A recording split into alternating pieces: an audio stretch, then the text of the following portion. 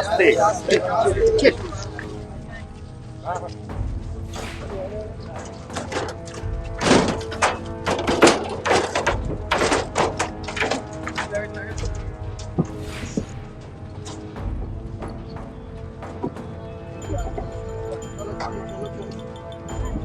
অসুবিধা বলুন দেবেন যারা থেকে করে নিয়ে আসবেন তাহলে কি অবস্থা? আমি তো এসেছি। হ্যাঁ আপনি এসছেন ভিডিও নাম্বার দেন।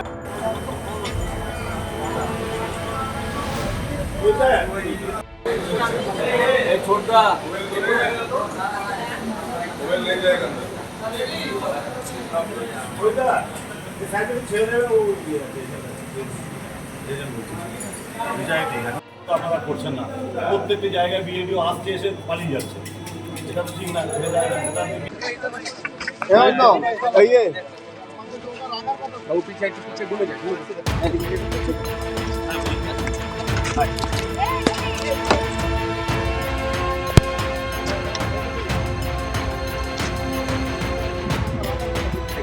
देखा जी लाइट लाइट সকাল থেকেই বলা যায় যে উৎসবের মেজাজে কিন্তু বসিরহাট লোকসভা কেন্দ্রের যে ভোট সেটা শুরু হয়েছিল এবং যত বেলা গড়িয়েছে ততই কিন্তু বিক্ষিপ্ত কিছু সংঘর্ষের ঘটনা সামনে এসছে। বেশ কিছু ক্ষেত্রে মাথা ফেটেছে বা রক্তারক্তির যে ঘটনা সেটাও কিন্তু প্রকাশ্যে এসছে। যেমন সন্দেশখালী রক্ত ঝরবে না এটা হয়তো হয় না, তাই এবার সন্দেশখালীর যে ঘটনা গত 5 মাস ধরে আমরা দেখছিলাম, তারপর আজকে ভোটে হয়তো বা অনুমান করা গিয়েছিল যে এই এলাকা শান্ত থাকবে বা যে ধরনের ফোর্স যেটা কেন্দ্রীয় ফোর্স যে পরিমাণ বাহিনী দেওয়া হয়েছিল তাতে হয়তো বা শান্ত থাকবে বলে অনুমান করা হয়েছিল, কিন্তু সেটা কিন্তু হয়নি। আমরা দেখলাম যে বয়েরমারিতে কিন্তু মাথা ফেটেছে বিজেপি কর্মীর, পাশাপাশি খুলনাতে সেখানেও কিন্তু রাতের অন্ধকারে হুমকি দেওয়া চলছিল। পরবর্তীকালে আজ সকালে যখন ভোট হয় তখনও দেখা যায় যে বেশ কিছু বাধার সম্মুখীন হয় বিজেপি নেতা কর্মীরা। পাশাপাশি সন্দেশখালীতে তৃণমূলের একজন মেম্বার, পঞ্চায়েত মেম্বার, তার স্বামী কিন্তু মারধর মানে আক্রান্ত হয়েছে বলে যতটুকু খবর পাওয়া যাচ্ছে এবং খুলনা হাসপাতালে তাকে নিয়ে যাওয়া হয়েছে।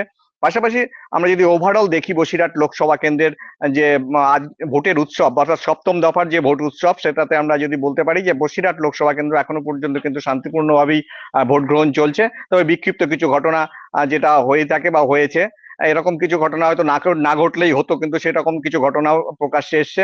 তবে আমরা দেখেছি যে আজকে সকাল বেলাতে রেখা পাত্র, যিনি বসিরহাটের বিজেপি প্রার্থী, তিনি কিন্তু সন্দেশখালীতে তার যে পাত্রপাড়া সংলগ্ন এলাকায় আদিবাসী পাড়ায় যেখানে তার ভোটদান কেন্দ্র, সেখানে গিয়ে তিনি সকাল সকাল ভোটদান করেছেন। পাশাপাশি বসিরহাট লোকসভা কেন্দ্রের যে সিপিআইএম প্রার্থী নিরাপদ সর্দার, তিনিও কিন্তু খুলনা অর্থাৎ সন্দেশখালীরই অপর একটি পার্ট যেখানে খুলনা, সেই খুলনাতে গিয়ে তার যে বুথ কেন্দ্র সেখানে কিন্তু বুথে ভোট দিয়েছেন। পাশাপাশি হাজি নুরুল ইসলাম, যিনি তৃণমূলের প্রার্থী, যিনি বহেড়া যে বহেড়া যে এলাকা আছে অর্থাৎ বারাসাত 1 ব্লকে পড়ে, সেখানে কিন্তু তিনি কিছুক্ষণ আগে অর্থাৎ মাত্র বলা যায় যে 20 থেকে 25 মিনিট আগে কিন্তু তিনি ভোটদান করেছেন। বলা যায় মোটের উপরে যে ভোটদান কিন্তু শান্তিপূর্ণভাবে বসিরহাট লোকসভা কেন্দ্রে চলছে।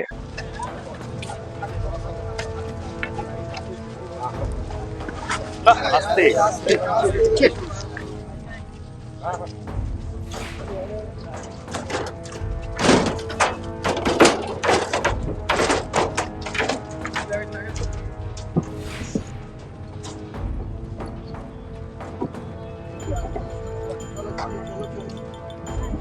অসুবিধা বলুন দেবেন যারা থেকে করে নিয়ে আসবেন তাহলে কি অবস্থা?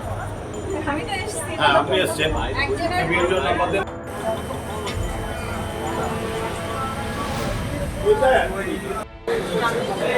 छोटा मोबाइल ले जाएगा ना छोटा ये साइड में छेड़ है वो ये তো আপনারা করছেন না প্রত্যেকটি জায়গায় বিএডিও আসছে এসে পালিয়ে যাচ্ছে, এটা তো ঠিক না। No, ये वो पीछे घूमे जाए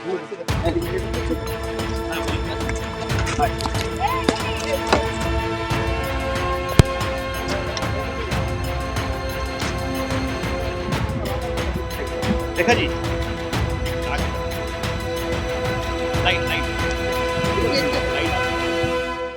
সকালবেলা ঠিক 6টা নাগাদ বসিরহাটে তিনি যেখানে ভাড়া থাকেন অর্থাৎ বসিরহাট যে ঘড়িবাড়ি সংলগ্ন এলাকা, সেখান থেকে তিনি বেরোন অর্থাৎ কর্মী সমর্থকদের সঙ্গে নিয়ে। এরপর তিনি চলে যান 55 কিলোমিটার দূরে বসিরহাট থেকে সন্দেশখালীর ধামাখালী ঘাটে। এবং সেখান থেকে তিনি নদী পার হন, নৌকায় করে নদী পার হন এবং হয়ে তিনি পৌঁছে যান সন্দেশখালীর ঘাটে। সন্দেশখালী থেকে নদী পার হয়ে ওঠার পরেই কিন্তু তিনি যে প্রার্থী হওয়ার পর তিনি যেখানে অর্থাৎ যে মন্দিরে তিনি প্রথম পুজো দিয়েছিলেন সেই কেন্দ্রে আসেন এবং সেখানে কিন্তু পুজো দেন।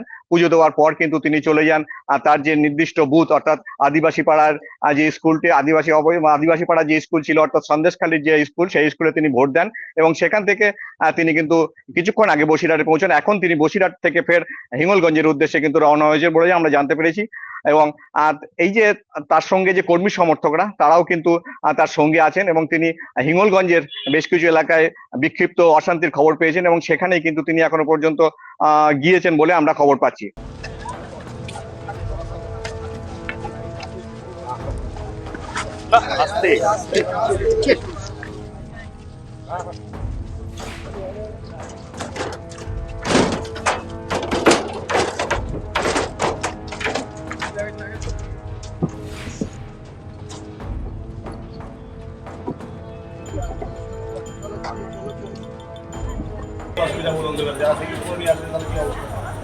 আমি তো এসছি। হ্যাঁ, আপনি এসছেন।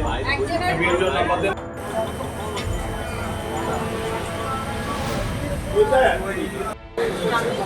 এই ছোটটা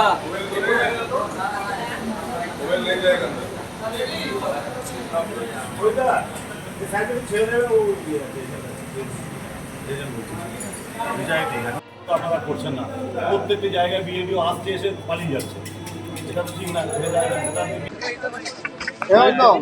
ये वो पीछे घूमे जाए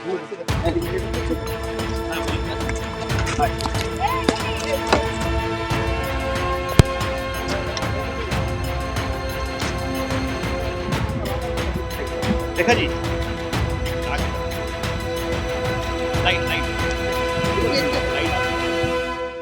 দেখো নির্বাচন কমিশনের যে দাবি সেটা হচ্ছে যে 118 কোম্পানি অর্থাৎ বসিরহাট লোকসভায় কে কবে দেখেছে জানা নেই যে 118 কোম্পানি বসিরহাট লোকসভা কেন্দ্রের জন্য বরাদ্দ হয়েছে অর্থাৎ প্রায় 12,000 সেন্ট্রাল বাহিনী, পাশাপাশি রয়েছে রাজ্য পুলিশের প্রায় 4,500 বাহিনী এবং বসিরহাট লোকসভা কেন্দ্রের এই যে বাহিনী সেই বাহিনী কিন্তু তারা স্বাভাবিকভাবেই এলাকার দখল নিয়েছেন এবং সকাল থেকে বেশ কিছু বিক্ষিপ্ত ঘটনা ঘটেছে, সেগুলো হচ্ছে হয়তো বুথের বাইরেই হয়েছে, কারণ বুথে আমরা সেরকম ভাবে কোনো ঘটনা প্রকাশ্যে আসেনি বা বুথের বাইরে ছাড়া বুথের ভিতরে গিয়ে কোনো রকম অশান্তির ঘটনা কিন্তু এখনো পর্যন্ত আমাদের নজরে আসেনি। তার কারণ বুথে কেন্দ্রীয় বাহিনীর পাশাপাশি আছে রাজ্য পুলিশের বাহিনী।